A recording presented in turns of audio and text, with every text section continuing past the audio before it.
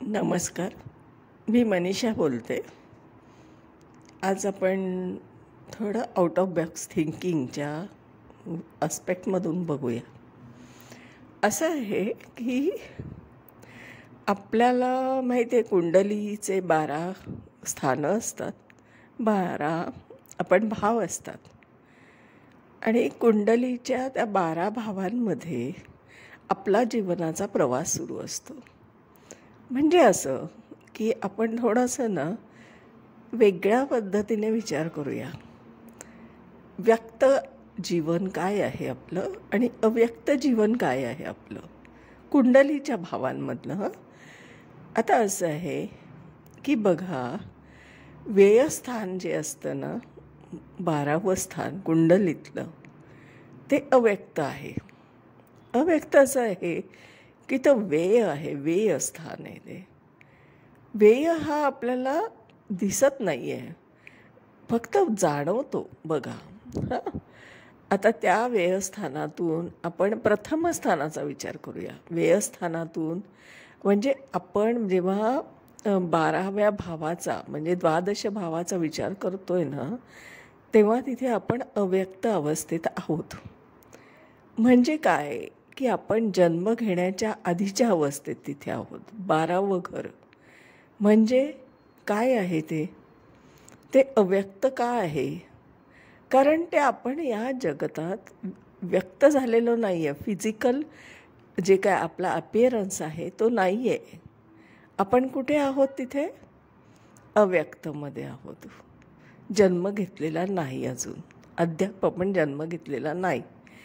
आता त्या 12व्या घराला आपण असं म्हणूया की तिथे आपण आपण जन्म घेण्याच्या आधी कुठे असतो? तर आईच्या गर्भात असतो. तिथे वाढत असतो आपण आणि तिथे आपले ते 9 महिन्याचं जे काही वाढणं असतं, म्हणजे जी काही डेव्हलपमेंट असते स्वतःची, त्याच्यानंतर आपण या पृथ्वीवर जन्म घेतो की नाही.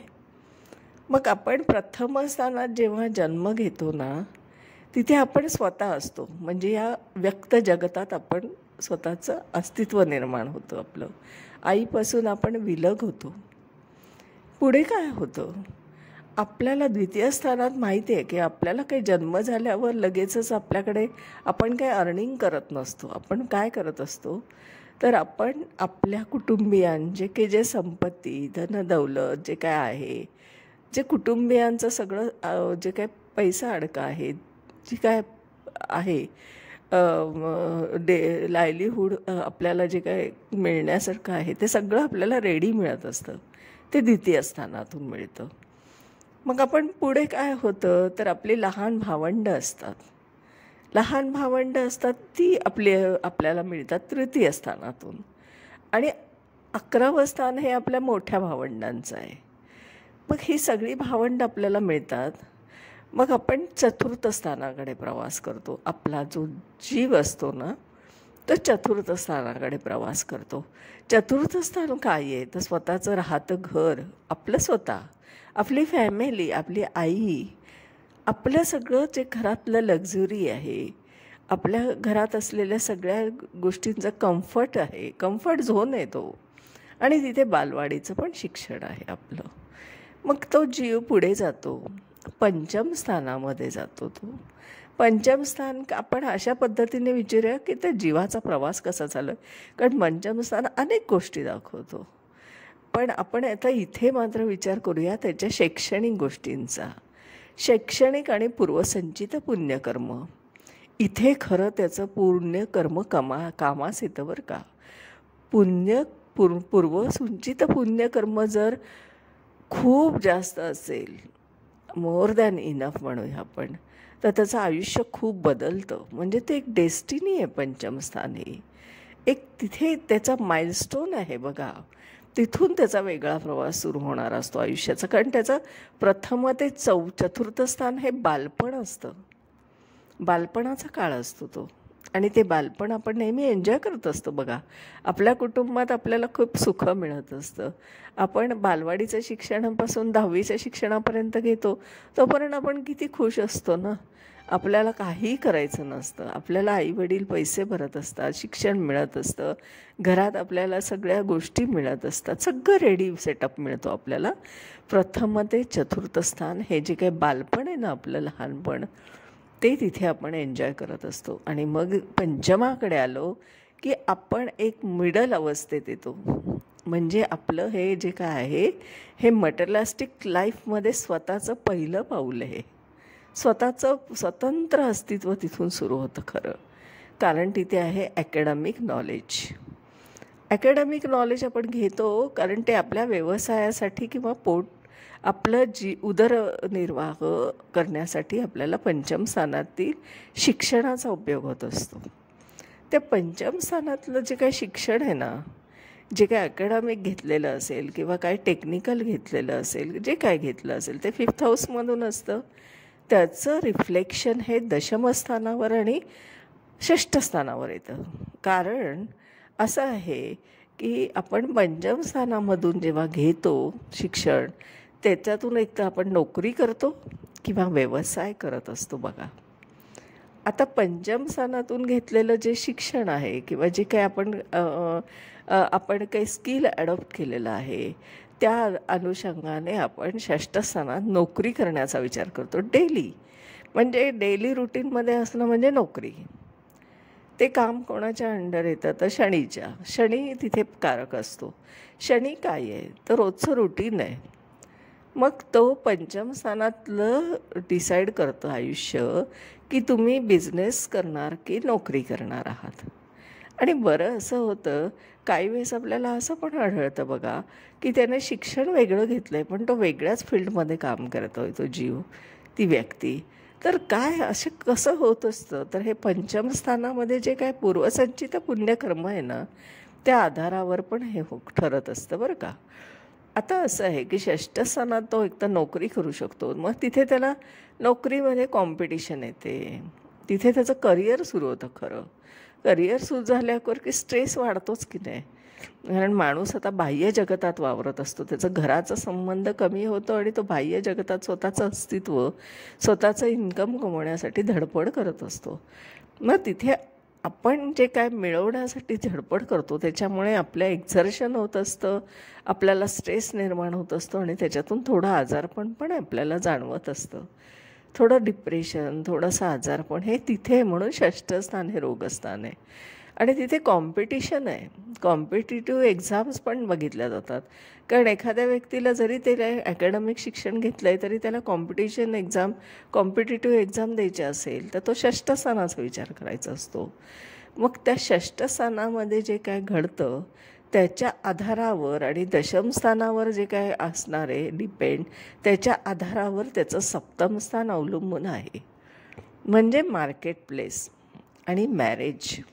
आता सप्तम स्थान मार्केट प्लेस का, तर बघा तुम्ही जे काय घेणार आहात, जे काय करणार आहात त्याचं इम्प्लिमेंटेशन कुठेतरी इन्कम कमवण्यासाठी करणार आहात ना.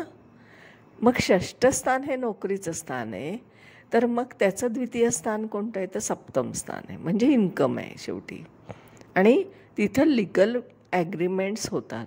लिगल ॲग्रीमेंट्स म्हणजे काय तर मॅरेज हे काय आहे, लिगल ॲग्रीमेंट आहे. मग हे पार्टनरशिप असो, मॅरेज असो, हे सगळं लिगल ॲग्रीमेंट आपलं सप्तम स्थानामध्ये असतं. आणि मॅरेज हे सुद्धा एक लिगल ॲग्रीमेंट आहे, बरोबर आहे ना. मग त्या मॅरेजला पण आपण तिथे बघतो, स्पाऊस बघतो. आणि हा झाला सगळा व्यक्त प्रवास बरं का. आता हा व्यक्त प्रवास म्हणजे काय की ती व्यक्ती त्या ॲक्टिव्हिटी करताना तुम्हाला दिसते सप्तम स्थानापर्यंत. म्हणजे प्रथम स्थान ते सप्तम स्थान हा जो प्रवास आहे ना, हा मटेरियलिस्टिक लाईफमध्ये रिफ्लेक्ट होणार आहे, व्यक्त प्रमाणात आहे. मग अव्यक्त म्हणजे काय, खऱ्या अर्थाने अव्यक्त प्रवास असा होतो की सप्तम स्थानापर्यंत त्याचं आयुष्य पूर्णपणे एका विशिष्ट टप्प्यावर येऊन थांबतं. पंचम स्थानात त्याची मुलं बाळं पण होतात, त्याला स्वतःची नसलीत तरीसुद्धा ठीक आहे. काही वेळेस त्याचे स्वतःची संतती नसेल तर तो ॲडॉप्शन घेऊन काहीतरी करतो किंवा नसतातसुद्धा काही वेळेस. आत्ताच्या काळयुगात तर आपण असा विचार करूया त्याचा, नवीन ॲस्ट्रॉलॉजीच्या आस्पेक्टमधून असा विचार करूया की आत्ताच्या पिढीला संतती हा विषय खूप वेगळ्या पद्धतीने करताना आढळतो, विचार करताना आढळतो. मॅक्स टू मॅक्स त्यांचा असा विचार असतो की आधी आपण आपलं सेटल होऊया, मग मुलाबाळांचं बघूया, जन्माला घालायचं की नाही. मॅरेजपर्यंत ओके असतात ते, पण मुलांच्या बाबतीत आत्ताच्या काळात म्हणाल तर संतती हा विषय जरा पर्सनल असतो प्रत्येकाचा. त्यामुळे आपण तसा आता नवीन पद्धतीने विचार करायचा आहे हा सगळा. आता सप्तम स्थान संपलं, त्याचं बऱ्यापैकी आयुष्य संपलं. म्हणजे एक आपण म्हणतो ना की सेमी सिनियर सिटीजनच्या अवस्थेत तो येतो, ती व्यक्ती. आत्ता पुढे काय, अष्टम स्थानाचा प्रवास सुरू होतो. अष्टम स्थान म्हणजे काय तर ट्रान्सफॉर्मेशन. टोटली 180 डिग्री आयुष्य माणसाचं बदलतं. तिथे बदलतं म्हणजे काय होतं, एकतर त्याचं सगळं अर्निंग, उदरनिर्वाहाचं जे काय साधन असतं ते संपुष्टात येण्याची शक्यता जास्त असते. कधी कधी लोक रिटायर्ड झाल्यावर पण जॉब करताना दिसतात तुम्हाला, पण ते रेअर केस आहेत. खूप जण तर रिटायर्ड झालेलेच असतात मॅक्स टू मॅक्स, आणि त्यांचं सेकंड इनिंग सुरू होत असतं. म्हणजे सप्तम आणि अष्टम हा जो प्रवास आहे ना, हा त्या व्यक्तीचा एका विशिष्ट टप्प्यावरून थांबलेला असतो. मटेरियलिस्टिक लाईफमध्ये अर्निंग करायची काही गरज वाटत नाही. तेवढं साठवून आपलं स्वतःचं घरदार आणि आपली सेटलमेंट केलेली असते त्या व्यक्तीने. मग त्याला प्रश्न पडतो आता पुढे काय, कारण रिटायरमेंट पण झालेलं आहे, आपल्यासमोर अर्निंग पण काही करायचं नाही आहे. आता वेळ कसा जाणार आपला, हा एक समस्या जी ते आहे ती अष्टम स्थानाची संबंधित आहे. अष्टम स्थान ट्रान्सफॉर्मेशन अशासाठी की आपण जसं बघा, मी एक उदाहरण देते तुम्हाला की आपण जंक्शनला येते गाडी, म्हणजे रेल्वे स्टेशनच्या बाबतीत बोलते मी. आता एक मुंबईचं उदाहरण देते की कल्याण जंक्शन स्टेशन आहे, आपलं कल्याण जंक्शन आहे. तिथे काय असतं, अनेक प्लॅटफॉर्म्स असतात. आपण या प्लॅटफॉर्मवरून त्या प्लॅटफॉर्मवरून जाऊन दुसऱ्या लोकलमध्ये बसतो. मग तिथे आपण काय करतो तर आयुष्याचा एक पॅटर्न बदलतो. म्हणजे मला ज्या दिशेला जायचं आहे त्या दिशेला मी त्या लोकलमध्ये मी बसते. आता प्रवास पुढचा करायचा आहे म्हणजे प्लॅटफॉर्म बदलला पाहिजे. तसा आयुष्य इथे बदलतं, प्लॅटफॉर्म बदलतो माणूस तिथे. अष्टम स्थान, अष्टम स्थान हे मृत्यूचं स्थान अशासाठी आहे की मृत्यू हा फिजिकली नसतो बरं का तिथे. म्हणजे काय, मृत्यू कशाचा तर तुमचा हा जो मोह आहे ना, मोह तो तिथे संपतो. कारण तुमचं एज असं एका विशिष्ट टप्प्यावरून थांबलेलं असतं. इथे सुरुवात होते खरं प्लॅटफॉर्म बदलण्याची आणि दुसऱ्या गाडीत बसून प्रवास करण्याची. पण होतं काय, हे सगळं अष्टम स्थान आहे ना, याचं सगळं जे काय रिझल्ट्स आहेत ना, जे काय आयुष्य आहे ना बदलण्याचं, किंवा गेटवे म्हणूया आपण, तो स्पिरिच्युअल पाथवेचा गेटवे आहे तो. तिथे खरं दार उघडतं स्पिरिच्युअल पाथवेचं, म्हणजे नवम स्थानाकडे जाण्यासाठी. आता प्रत्येकासाठी ते दार उघडतं का तर नाही. का नाही असं मी का म्हणते तर ज्या व्यक्तीच्या बाबतीत मागचे अनेक पास्ट लाईफ जन्म, म्हणजे पास्ट लाईफ जेवढे असतील, जेवढे जन्म घेतले असतील, त्याच्यात त्याने जे काही कर्म केलेले असतात त्याचा लेखाजोखा हा सगळा अष्टम स्थानात होत असतो. ऑडिट म्हणूया, ऑडिट, कारण ते आहे शनीच्या अधिपत्याखाली अष्टम स्थान. आता ऑडिट सुरू होतं, नक्की तुम्ही मागच्या अनेक जन्मांमध्ये काय केलं आहे. मग हे कुठून तपासलं जातं तर अष्टमाचं पंचम हे काय आहे बघा बरं, म्हणजे दशमस्थान आहे. आता कर्म केलेलं आहे ना अनेक मागच्या जन्मात, त्याचा लेखाजोखा अष्टम स्थानात होत असतो. कोण तर कर्माचे कारक जे काय आहे आपले शनी महाराज, ते करत असतात. मग त्या व्यक्तीचं जेव्हा हे कर्माचं ऑडिट होतं ना, तिथे त्यांना मोर दॅन इनफ, म्हणजे काय तर पूर्वसंचित पुण्यकर्म हे मोर दॅन इनफ असेल तर त्याला अष्टम स्थानाचं दार उघडतं आणि तो नवम स्थानाकडे प्रवास करू शकतो. मग नवम स्थानाकडे प्रवास करणं म्हणजे काय, याच्यावर तर मी बोलतेच आता, कारण तो अव्यक्त प्रवास आहे. पण असं समजा की एखाद्या व्यक्तीच्या ऑडिटमध्ये असं आढळलं की ऑडिटमध्ये की या व्यक्तीने खूप काही पुण्यकर्म मागच्या ह्याच्यात त्याचं काही संचित नाही आहे. मग अशा वेळेस काय घडण्याची शक्यता असते? तर त्या व्यक्तीचा नवम स्थानाकडे प्रवास होण्यापेक्षा तो परत सप्तम स्थानाकडे वळतो, रिव्हर्स एंट्री होते, म्हणजे युटर्न होतो आयुष्याचा. मग आपल्याला अशी व्यक्ती आपल्याला जीवनात आढळते जी संसारात आत्ताही लुडबुड करते आहे, तिची अवहेलना होते आहे, तिचं संसारामध्ये कुठल्याही मटेरियलिस्टिक लाईफमध्ये कोणाच्या उपयोगी ती व्यक्ती नसते. मग तिची अवहेलना सुरू होते. म्हणजे काय की जर अष्टम स्थानाकडून उलटा प्रवास करायचा म्हटला तर सप्तम स्थान आलं. सप्तम स्थान म्हणजे काय आहे? तर मार्केट प्लेस आहे. आता मार्केट प्लेसमध्ये या वयात जाऊन आपण कोणता बिझनेस करणार आहोत? स्पाऊसला आपल्या काय यूज आहे आपला? ती तिच्या प्रवासाने चालत असते, आपण आपल्या लाईफच्या प्रवासामध्ये चालत असतो. त्यामुळे तिथेही काही आपला खूपसा संबंध येत नाही. मग षष्ठ स्थानात काय आहे? तर षष्ठ स्थानात तोने उलटा प्रवास केल्यामुळे तिथे तर काय त्याला कॉम्पिटिशन करायची नाही आहे, काही नोकरी पण करण्याचं वय नाही आहे, तिथेही संपला विषय. पंचम स्थानात काय आहे? तर संतती आहे स्वतःची. तिथे पटण्याचा काही संबंध येतो आहे का? कारण त्या व्यक्तीची संततीही त्याच्यात रस्त्याने चालत असते, त्यांचे कर्म सुरू असतात, स्वतःचं लाईफ सुरू असतं. तिथे लुडबुड करण्यात काही अर्थ नसतो. मग ती व्यक्ती चतुर्थ स्थानाकडे उलटा प्रवास करते. चतुर्थ स्थानामध्ये तिला लक्षात येतं की अरे बापरे, हे तर इथं सगळं घरातलं कम्फर्ट आहे, पण माझं वय असं आहे की मला ते उपभोगायची काही अवस्थेत मी नाही आहे. म्हणजे माझ्याकडे कार आहे स्वतःची, पण मी गाडी चालवू शकत नाही आहे. मला कानाला कमी ऐकू येतं, डोळ्याला कमी दिसतं आहे, तर माझ्या घरातला टी व्हीसुद्धा मला बघण्याची क्षमता कमी होते. माझ्या घरातल्या लक्झरी वस्तूंचा पण मला काही खूपसा उपयोग होत नाही त्या वयात. आणि मग ते कम्फर्टचा पण काही उपयोग नसतो आपल्याला, जी काही घरातल्या बाबतीत मिळते, कारण ते आपलं घरातलं स्थान आहे. तृतीय स्थानाचा विचार करूया रिवर्स जाण्यामुळे. तर तिथे भावंड आहेत आपली, ती पण त्यांच्या संसारात रमली आहे. ती का आपल्या आयुष्यात डोकवतील आता? कारण त्यांची पण मुलं बाळं नातवंड झालेली असतात ना, तिथेही काहीच काम नाही त्या व्यक्तीचं. मग द्वितीय स्थानात तो उलटा प्रवास करतो. द्वितीय स्थानात काय आहे? तर द्वितीय स्थानात परत त्याचे सगळे इन्व्हेस्टमेंट्स आहेत, स्वतःची काही संपत्ती आहे, सगळं आहे. पण उपयोग काय? वयाच्या 60 नंतर या गोष्टींचा खराच उपयोग आहे का आपल्याला? बँक बॅलन्स भरपूर आहे, गाडी खाली दाराशी उभी आहे, पण चालवता येत नाही आहे. म्हणजे असं म्हणूया ना की चणे आहे पण दातच नाही आहे खायला, तशी अवस्था इथे असते आपली.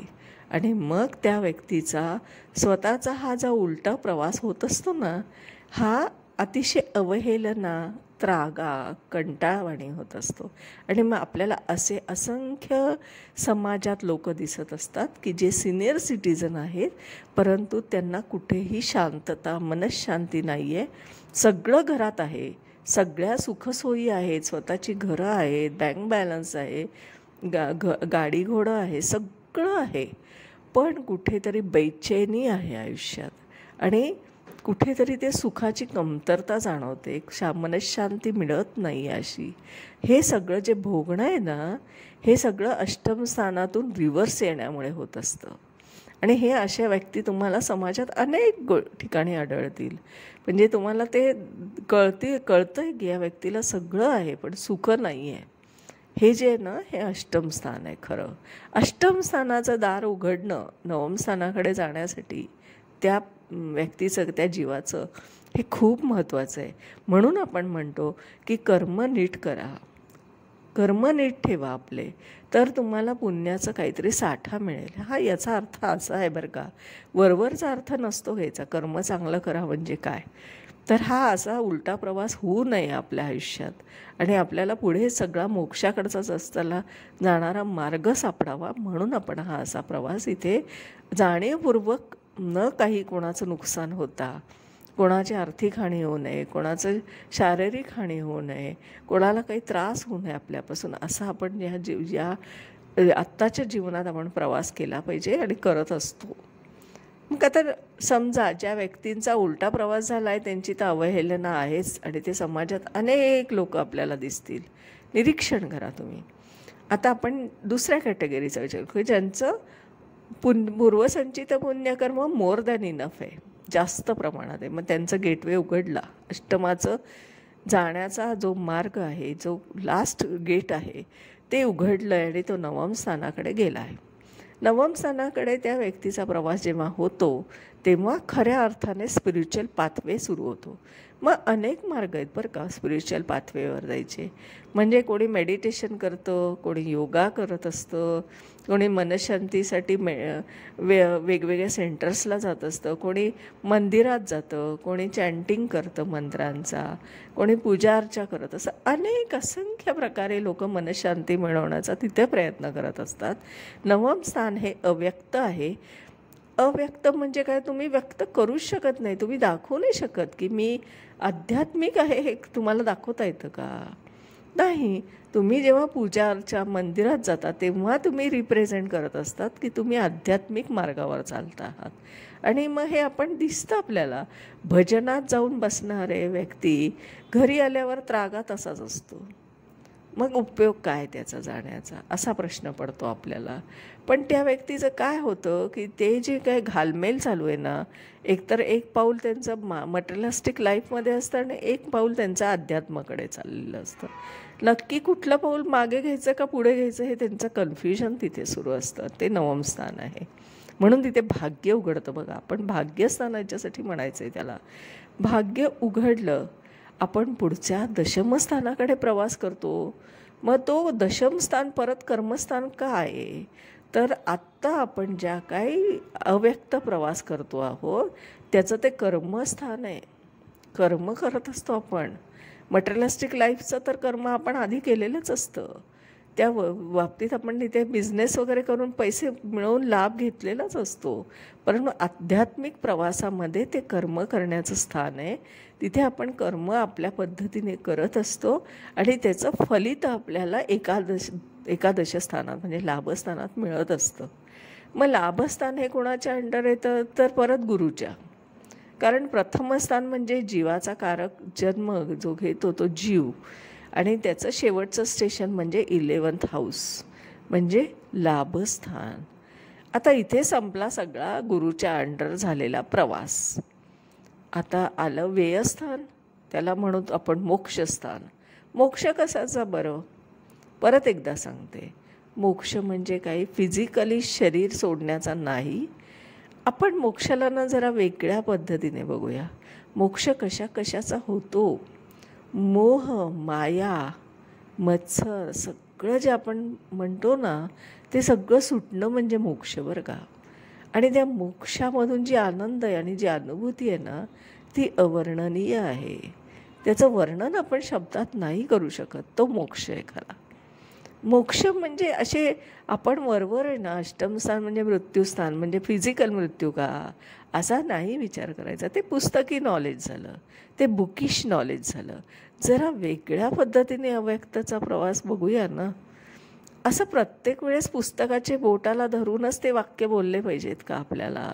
आपण वेगळा विचार नाही करू शकत आहे का आयुष्याकडे बघून? अशा पद्धतीने हे 12 घरं, 12 स्थानं, 12 भाव हे आपल्या जीवनात रिफ्लेक्ट होत असतात बघा. म्हणजे प्रथम स्थान ते सप्तम स्थान हा अव्यक्त प्रवास झाला. अष्टमापासून पुढे जो 12 स्थानापर्यंत होतो तो अव्यक्त प्रवास असतो. तो स्पिरिच्युअल पाथवेवर आहे. मग ज्योतिषशास्त्र काय आहे बरं? हा पण एक स्पिरिच्युअल पाथवे आहे. मोक्षाकडे जाण्याचा रस्ता आहे बरं का. सगळेच जण तुम्हाला ज्योतिषशास्त्राच्या मार्गावर जाताना दिसतात का मग? तर नाही. तुमच्या कुटुंबातले किती लोक आहेत, तुमच्या ओळखीतले किती जण आहेत की जे ज्योतिषशास्त्राच्या मार्गावर चालत आहेत, अभ्यास करतायत किंवा शिकवत आहेत किंवा काहीतरी त्याच्याबद्दल रिलेटेड काहीतरी करतायत, असं तुम्हाला किती जण आढळतात बरं? खूप कमी. कारण हे काही अकॅडमिक नॉलेज नाही आहे. हा वेदांग आहे, वेदाचं एक अंग आहे. हे अकॅडमिक नाही आहे ना.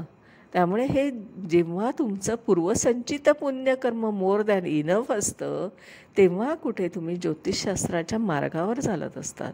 आणि ज्योतिषशास्त्र हे वेदांग आहे, तो चेष्टेचा विषय नाही. अशा पद्धतीने जर आपण त्याला एक सन्मानाने बघितलं पाहिजे आणि त्या पद्धतीने त्याचा विचार केला पाहिजे, तेव्हा ज्योतिषशास्त्र काय आहे ते कळतं आपल्याला. वेदांग आहे, वेद आहे, वेदाचं एक अंग आहे आणि तिथून आपण सगळी ही जी काय गोष्ट ॲनालिसिस करत असतो ना, त्याच्या आधारावर ते म्हणजे ज्योतिषशास्त्र आहे. आणि जी व्यक्ती ज्योतिषशास्त्रावरच्या मार्गावर प्रवास करते, अभ्यास करत असते किंवा त्याच्याबद्दल रिलेटेड काही ॲक्टिव्हिटी करत असते, कन्सल्टिंग करत असते, शिकवत असते, याचा अर्थ ती स्पिरिच्युअल पाथवेवरच चालत असते. मोक्षाचाच मार्ग आहे तो. वेगळ्या कोणत्या गोष्टी करत बसण्याची गरज पडत नाही तिथे, की तुम्ही हे करा आणि मग तुम्हाला मोक्ष मिळेल, असं काही नाही. कारण एक प्रकारे कुंडली सोडवताना आपण जे काय त्याच्यात रमलेलो असतो ना, ते सुद्धा एक मेडिटेशनच आहे. कारण ती एक तंद्री असते. कुंडली जेव्हा आपण डिकोड करतो ना, तेव्हा आपल्याला एक प्रकारची एक अनुभूती येत असते. कारण आपण त्या फ्रिक्वन्सीला जाऊन त्या ग्रहांच्या भाषेला डिकोड करत असतो. बघा, ग्रहांची भाषा डिकोड करणं म्हणजे ज्योतिषशास्त्र आहे. म्हणजे ज्योतिषशास्त्राला किती ताकद आहे विचार करा. त्या ग्रहांच्या फ्रिक्वन्सीला जाऊन तुम्ही ते ॲनालिसिस करत असता. विचार करा, तुम्ही पृथ्वीवासी आहात आणि तुम्ही त्या फ्रिक्वन्सीला जात आहात ग्रहांच्या, आणि त्यांची भाषा तुम्ही समजून घेऊन ती डिकोड करतात आणि सामान्य माणसाला ती सांगतायत त्याचा अर्थ काय आहे. कारण हा आहे मीडिएटर. ज्योतिषी कोण आहे तर मीडिएटर आहे. ह्या दोन फ्रिक्वन्सीचा मीडिएटर आहे. म्हणजे कोणता तर ग्रहांची फ्रिक्वन्सी ही वेगळी असते आणि तिच्यातून आलेलं जे काही डिकोडिंग असतं केलेलं, त्यांना जे काही सांगू इच्छिता ग्रह, कुंडलीतले ग्रह काय आपल्याला सांगू इच्छिता त्या व्यक्तीबद्दलचं डिकोडिंग करणं म्हणजे ज्योतिषी. ज्योतिषी हा माध्यम आहे. तो कोणी खूप ग्रेट नाही. त्याला फक्त ती भाषा कळते, डिकोड करायचं कळतं आहे, त्याला ती फ्रिक्वन्सीला जाता येते आणि त्याचे अर्थ त्याला कळत आहेत आणि म्हणून तो ज्योतिषी आहे. आणि म्हणून तो त्या माध्यमातून आपल्या मुखातून ते नॉलेज सांगत असतो आणि ते कन्सल्टिंगमधून व्यक्त करत असतो. ही फ्रिक्वन्सी आहे ना, या फ्रिक्वन्सीला जाणं होता ग्रहांच्या, हे ग्रेट आहे आणि हेच एक मेडिटेशन आहे बरं का. आणि म्हणून आपण म्हणतो की ज्योतिषशास्त्राच्या मार्गावर जाणारी व्यक्तीसुद्धा मोक्षाकडे जात असते बरं का. म्हणजे असं नका समजू की हे खूप असं अकॅडमिक नॉलेज आहे. नाही, याला एक विशिष्ट दर्जा आहे. आपण त्याला एक विशिष्ट पद्धतीने विचार केला पाहिजे. आणि असा हा अव्यक्त आणि अव्यक्तचा प्रवास मी आज तुम्हाला कुंडलीच्या माध्यमातून सांगितला, स्थानांच्या माध्यमातून. त्याच्यात मी ग्रहांचा विचार केलेला नाही. ग्रहांचा मी विचार सांगणारच आहे तुम्हाला. आणि बघा, मी तुम्हाला प्रत्येक व्हिडिओमध्ये फक्त ऐकण्याची भूमिका दिलेली आहे. मी काहीही दाखवत नाही आहे स्क्रीनवर, कारण हे मौखिक नॉलेज आहे, लक्षात घ्या. ज्योतिषशास्त्र काय आहे? मौखिक ज्ञान आहे. म्हणजे काय झालं की आपण असं म्हणूया, त्याचा एक अर्थ असा आहे की ऋषी पराशरींनी जेव्हा आपल्या मैत्रेयाला हे सांगितलं तेव्हा हे मौखिक स्वरूपात सांगितलं ना. ते काही PDF आणि रेकॉर्डिंगमध्ये नाही सांगितलेलं आणि कुठल्या अशा गोष्टी समोर व्हिज्युअल केलेल्या नाहीत.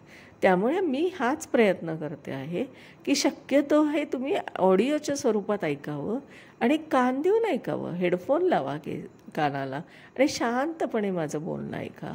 तुम्हाला त्याचे अर्थ कळत जातील. कारण हे ऑडिओ स्वरूपात ठेवण्याचा पण हा पण एक अनवट वाट आहे ना.